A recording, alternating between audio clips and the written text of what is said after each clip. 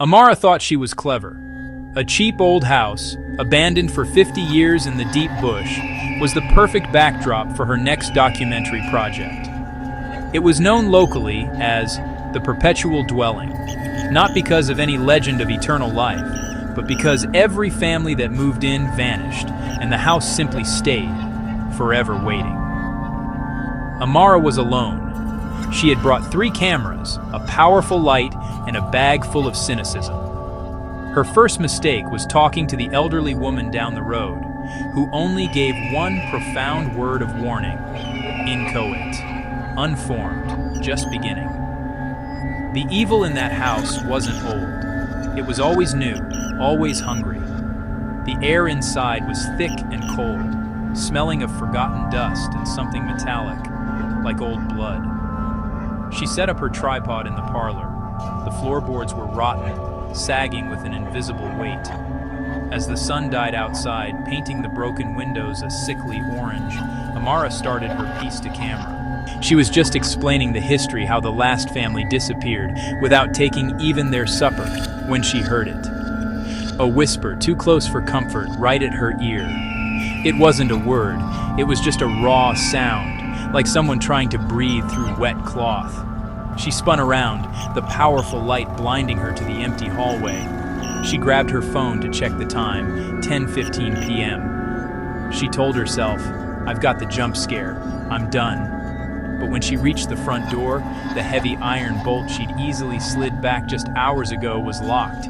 It didn't look jammed, it looked fused to the frame. Panic clawed at her throat. She found a crowbar and hammered at the bolt. The metallic sound echoed through the silent house, but the bolt didn't budge. Frustrated, she turned and saw it. On the dusty floor, where she had been standing only moments before, a child's toy, a wooden horse on wheels, lay perfectly upright. She knew, with chilling certainty, that the floor had been empty. She stepped back, bumping into a tall, black mahogany wardrobe that wasn't there when she walked down the hall 5 minutes ago. The house was changing. It was ineluctable. She couldn't leave. She raced toward the back door, crashing through the kitchen. The kitchen was entirely different. The old wood stove was now blazing hot, radiating a terrifying heat, even though there was no fuel and no chimney smoke. On the stove, a kettle was whistling, a sharp, piercing sound that cut through the silence. She grabbed the door handle. It was cold steel. She pulled, locked. She glanced back at the stove. The whistling kettle was gone. In its place was a single, dusty, leather-bound book. She approached it slowly.